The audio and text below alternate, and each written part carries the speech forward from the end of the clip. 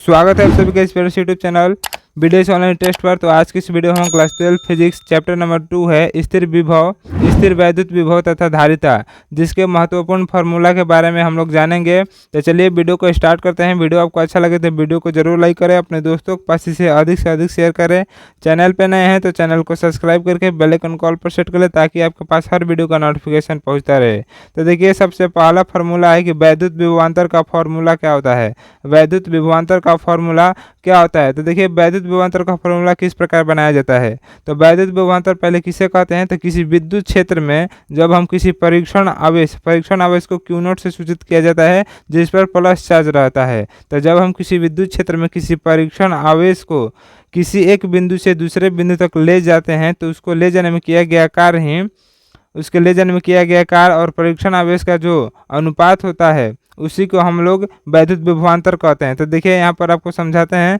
तो देखिए, ये हो गया विद्युत क्षेत्र, ये हो गया एक विद्युत क्षेत्र, और इस विद्युत क्षेत्र में मान लीजिए पहले से एक क्यू नॉट आवेश रखा गया है। पहले से एक क्यू नॉट आवेश यानी परीक्षण आवेश जो है या बिंदु ए पर रखा गया है, क्यू नॉट आवेश है। अब जब हम इस क्यू नॉट आवेश को विद्युत क्षेत्र में ही ये जो ए बिंदु है, ए बिंदु से किसी एक दूसरे बिंदु, मान लीजिए यहाँ पर बिंदु पी है, मान लीजिए यहाँ पर बिंदु बी है। तो जब हम विद्युत क्षेत्र में किसी एक आवेश को यानी क्यू नॉट आवेश को एक बिंदु से दूसरे बिंदु तक ले जाते हैं तो ले जाने में किया गया कार्य तथा परीक्षण आवेश का जो अनुपात होता है उसे ही हम लोग वैद्युत विभवांतर कहते हैं। तो देखिए, हमने ए पॉइंट से परीक्षण आवेश को बी पॉइंट तक ले गए, तो इसलिए यहाँ पर लिखा गया है वी बी और माइनस का वी ए यहाँ पर लिखा गया है। और बराबर में देखिए यहाँ पर क्या है, हम लोग कार्य कर रहे हैं क्योंकि परीक्षण आवेश को जब हम ए से बिंदु बी तक ले जाते हैं तो हम कार्य कर रहे हैं, तो इसलिए यहाँ पर लिखा गया है डब्ल्यू ए बी, क्योंकि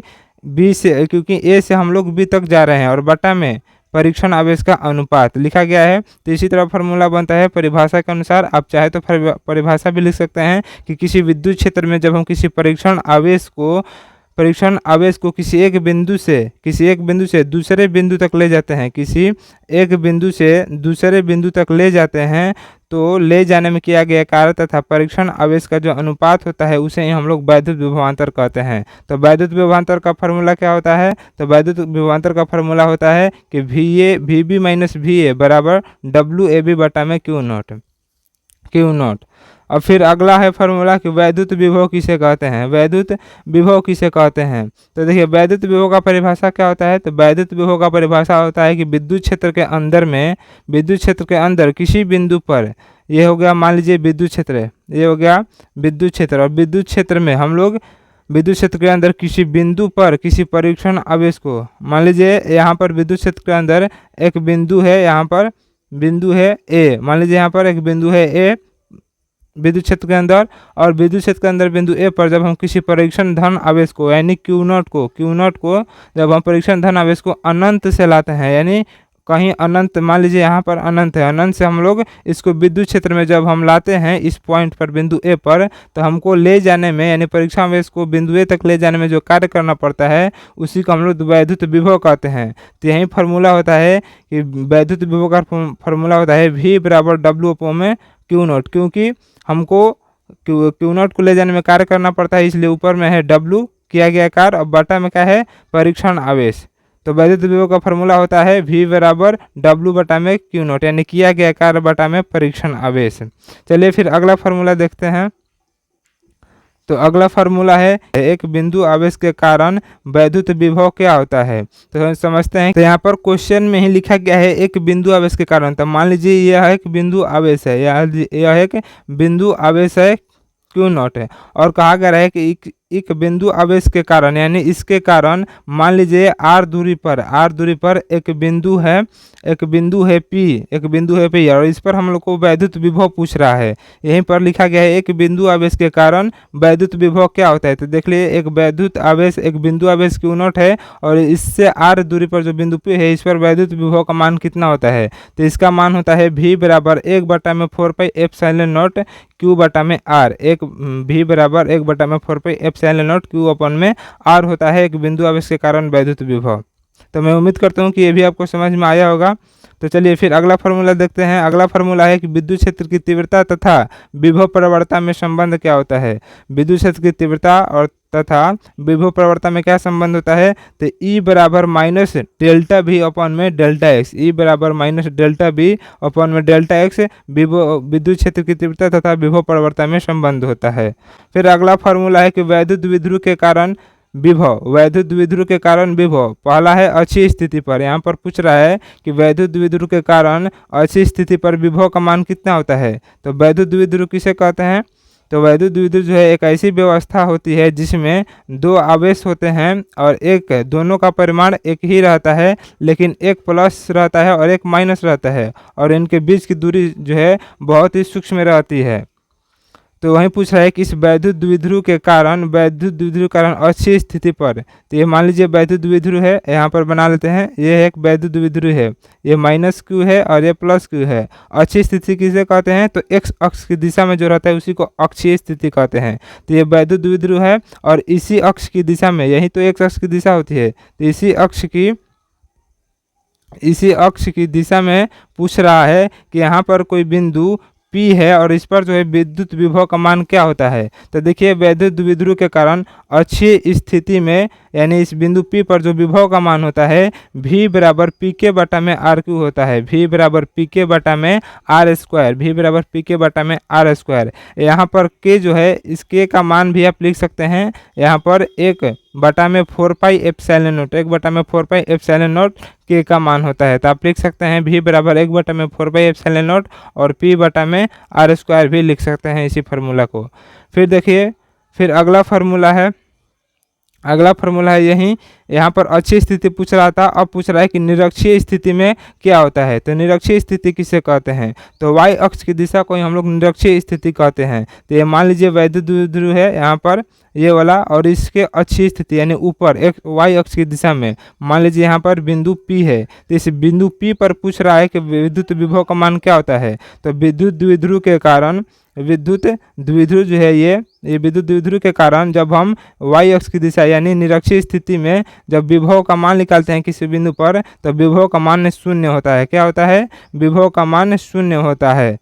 तो निरक्षीय स्थिति में वैद्युत द्विध्रुव के कारण विभव का मान क्या होता है, शून्य, और अक्षीय स्थिति में वैद्युत द्विध्रुव के कारण विभव का मान क्या होता है, तो V बराबर पी के बटा में आर स्क्वायर, V बराबर पी के बटा में आर स्क्वायर। फिर अगला पॉइंट है कि किसी भी बिंदु पर यानी वैद्युत द्विध्रुव के कारण, ये मान लीजिए वैद्युत द्विध्रुव है, इस पर माइनस चार्ज है, इस पर प्लस चार्ज है, इस वैद्युत द्विध्रुव के कारण पूछ रहा है किसी भी बिंदु पर, इसके पिछले वाले में था निरक्षीय स्थिति यानी y अक्ष की दिशा में, और ऊपर वाला था अक्षीय स्थिति यानी x अक्ष की दिशा में। अब है कि किसी भी बिंदु पर, मान लीजिए कोई बिंदु यहाँ पर है, ना x अक्ष की दिशा में है ना ही y अक्ष की दिशा में, तो इस बिंदु पर विभव का मान कितना होता है। तो देखिए वैद्युत द्विध्रुव के कारण किसी भी बिंदु पर विभव का मान होता है पी के कॉस थीटा बटा में आर स्क्वायर, पी के कॉस थीटा बटा में आर स्क्वायर। यानी वैद्युत द्विध्रुव के कारण किसी भी बिंदु पर जो विभव का मान होता है पी के कॉस थीटा बटा में आर स्क्वायर होता है।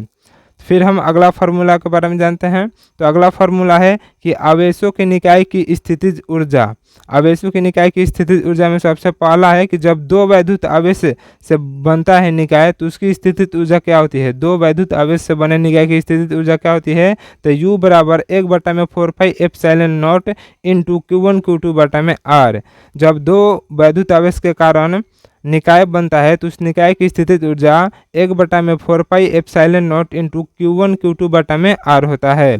फिर अगला पॉइंट अगला है इसी में फार्मूला, जब दो से अधिक आवेश हो जाए तो उनके कारण जो निकाय बनता है तो उसका जो स्थितिज ऊर्जा होता है U बराबर 1/4πε0 इंटू Q1 Q2 बटा में R प्लस Q2 Q3 बटा में R प्लस Q3 Q1 बटा में R है। यानी जितने भी आवेश होंगे उनके गुणनफल कर देंगे और उनके बीच की दूरी R को लेकर उसको जोड़ देंगे।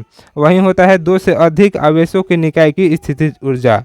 फिर अगला फार्मूला है कि बाह्य विद्युत क्षेत्र में द्विध्रुव को घुमाने में किया गया कार्य। बाह्य विद्युत क्षेत्र में द्विध्रुव को घुमाने में किया गया कार्य। तो बाह्य विद्युत क्षेत्र क्या है, तो देखिए मान लेते हैं ये बाह्य विद्युत क्षेत्र है, ये बाह्य विद्युत क्षेत्र है, और इस विद्युत क्षेत्र में एक द्विध्रुव को रखा गया है। इस विद्युत क्षेत्र में एक द्विध्रुव को रखा गया है, देख लिए यहाँ पर मैंने द्विध्रुव को रख दिया, इस पर माइनस चार्ज है और इस पर प्लस चार्ज है, क्योंकि द्विध्रुव तो इसी को कहते हैं ना जिस पर दो आवेश होते हैं और दोनों की प्रकृति जो है विपरीत होती है, लेकिन उनका परिमाण बराबर होता है और उनके बीच की दूरी भी बहुत न्यूनतम होती है। तो यहाँ पर देखिए एक वैद्युत क्षेत्र में हमने विद्युत द्विध्रुव को रख दिया है, और जब इसको हम लोग घुमाते हैं, यानी इस तरफ घुमाते हैं और इसको इस तरफ घुमाते हैं, तो इसको घुमाने में किया गया कार्य कितना होता है?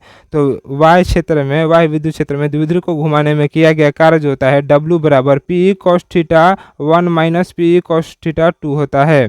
फिर अगला फार्मूला है कि वैद्युत धारिता का फार्मूला क्या होता है। वैद्युत धारिता का फार्मूला क्या होता है? तो वैद्युत धारिता का फार्मूला होता है C बराबर Q बटा में V। C बराबर Q बटा में V वैद्युत धारिता का फार्मूला होता है। फिर अगला फार्मूला है कि विलगित गोलीय चालक की धारिता क्या होती है। विलगित गोलीय चालक की धारिता क्या होती है?